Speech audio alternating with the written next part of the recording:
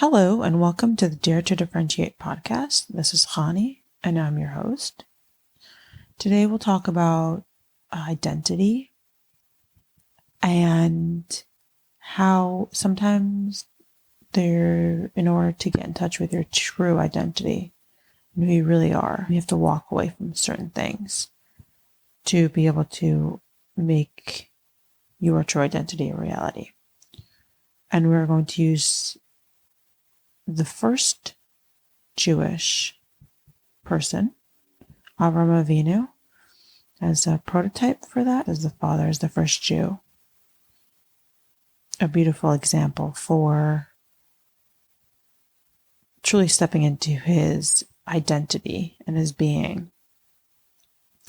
So, as we know, in the beginning of Parshas Lecha, Hashem says, Lecha me'artzecha u'mimoladatecha u'mibeit avecha, which means he should leave his father's home, the place of his birth, the place that he was familiar with, his personal habits and things that he was used to, and his family of origin. And where should he go? Ela aretz asher areka, to the land that I will show you. There's obviously incredible symbolism on many levels. We'll address some of that today. Before we do, it's just important to note that everything that is Jewish identity, everything that is who we are as a Jewish people, our relationship to Hashem, our relationship to the Torah, our relationship to the land of Israel, all of those things in essence are captured, is captured.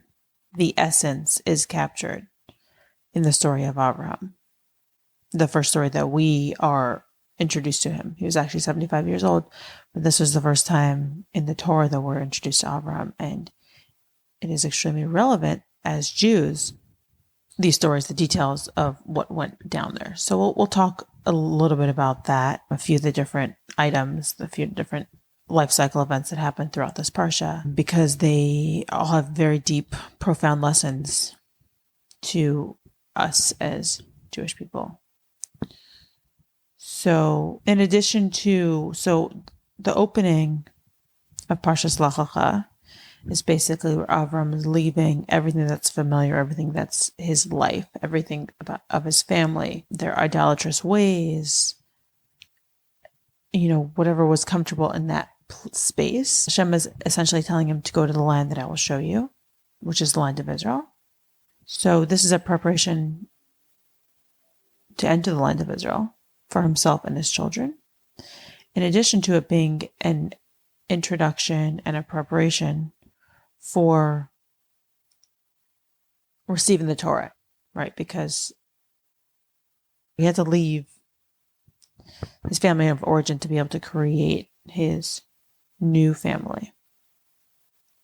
And once that new family is beginning to be created, there's this process where they eventually receive the Torah at Har Sinai. And when they receive the Torah at Har Sinai, it all kind of starts from Lecha. And it's also really important to know that because we read this Parsha every single year there's new relevance to our lives with these themes of Lecha, which means Avram leaving, with the goal of going to the land that Hashem is going to show him, Eretz Yisrael, and receiving the Torah, Matan Torah. So I invite you to join in this conversation and realize that every single day there's something new to discover within the Torah. Every single day, every single moment, every single experience, every single interaction, every single challenge, every single joy that we experience, there's something new to discover within the Torah. So it's not like we're reading the same old story. There's new relevance, there's new application, there's new connection, there's new opportunity for healing in the Torah. And this idea of Lecha, this idea of going from one place to the other, is repeated countless times along each of our journeys. Our journeys, our own journeys, our journeys with other people, our journey with Hashem, it's all kind of modeled after Avram's journey, right? And what's our journey? Where are we going from and where are we going to? We're going from one place, point A, to point B, which is to receive the Torah and Eretz Yisrael, right? Because Avram left the home of his idolatrous father to go with Hashem and then to eventually receive the Torah. So all of our journeys, wherever we're coming from, whatever difficulties or darkness or shadow or,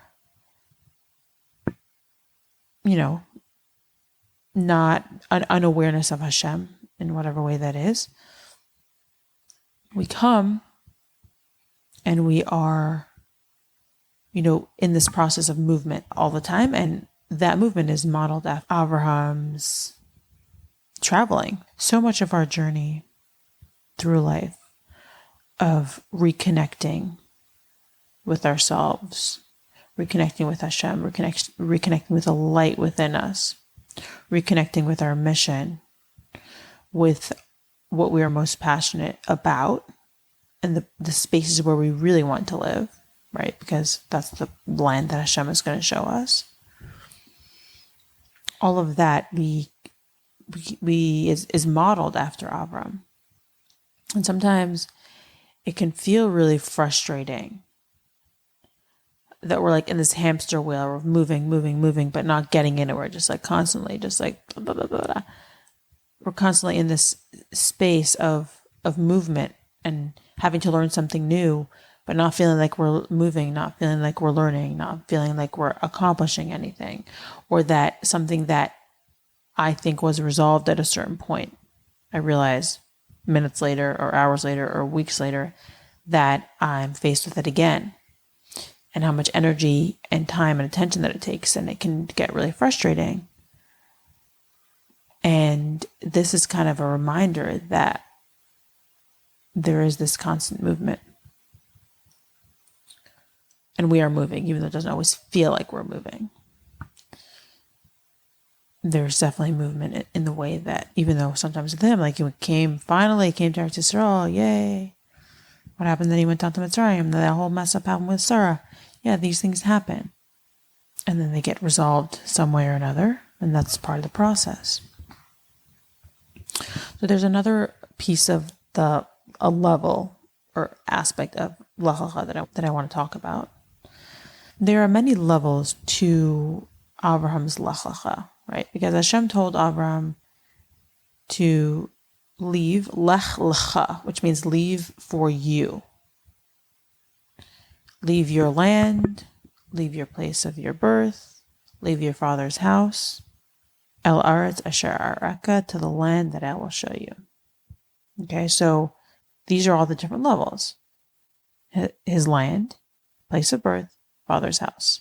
And then to get to the level to the land that I will show you. Each stage of leaving is extremely profound. And each of these levels is something else that we need to leave, that Avram needs to leave. Okay? So each of these, each time that Avram leaves one of these levels, essentially what is he doing? He's uncovering, he's exploring, he's manifesting and understanding another layer of the rich and beautiful and alive messages of the Torah. Right, so one level would be Lecha me'artzecha, and that's one piece of the Torah. That's one, floor level. And every day, as we know, Hashem gives us the Torah, and every day we get to explore it on a different level, and we get to leave the places where we were before and move into a more profound, more connected, more deep, more rich level of the Torah. And it's interesting because this was not what happened with Hashem giving Eretz Yisrael to Avram. Because when Hashem gave Eretz Yisrael to Avram, or as he's telling him, First of all, it's in the beginning of the Parsha, it's El Aretz Asher Areka, but then by the Bris Bein Absarim, or by some of the other times where Hashem promised the land of Eretz Yisrael, what does it say? L'zaracha nasati es haaretz hazayis. Right? To your children, I have given the land of Eretz Yisrael. There's a few other references and a few other times in Parshas Lecha where Hashem talks about Hashem giving Eretz Yisrael to Avram, but it's really clear to make the distinction that Hashem says, I have already given you the land. It's already in your hands. And the Torah is something that I'm constantly giving to you. That is a really important distinction between our connection and the way that Hashem has given us the Torah versus the way that Hashem has given us Eretz Yisrael. And even though the conquest of the land of Eretz Yisrael took many years, right? There was many, many difficult stages. And then there was obviously the two conquests of Yehoshua and Ezra, which were like the official times where Eretz Yisrael was taken over, but there were many parts of it. There were kings and wars and treaties, and as we know today, very difficult ways of taking over the land of Eretz Yisrael. And continuously over all these years, many stages, many steps, a long, long journey of taking up the land, taking over the land, of conquest. It's important to know that in reality, Hashem gave all of it to Avram in this week's Parsha, Parshas Lecha. Okay? Including, by the way, Keni Knizi Kadmaiti, which have still not been taken over by Bnei Israel until that's going to happen when Mashiach comes. There are 3 parts, 3 nations that have never been conquered yet, and those will be conquered and settled during the times of Mashiach. And even that, Hashem gave to Avraham. So there is something about this process being very, very extremely long and painful, and a lot of blood, sweat, and tears to get to that really experiencing the land of Eretz Yisrael. And it is extremely important to remember that Hashem has already given it to Avram and his descendants. Right? It's like when you go on Priceline.com, that your deal's in the bag, probably other websites too. The deal's in the bag. There are many, many factors at play, but all of those factors at play don't impact the reality that Hashem gave Abraham the land of Eretz Yisrael. Right, so there's like this reality. There are 2 realities, right? Because there's the reality that we see of how long the road is, and then there's just the reality that Hashem has already given it. What's really interesting about the time that we're living in is that we have kind of one foot in the old world and one foot in the new world, right? Which is the world of Mashiach. So we're constantly holding 2 realities at the same time, more than ever before, right? The deep, deep pain of Gullus, the heartbreak. And at the same time, there's a certain sense of wholeness that we hold as well, right? We're in the present and in the future. There's grief and gratitude, hope and despair, right? Dark and light, shadow and clarity. And we kind of can fully experience both, strangely enough.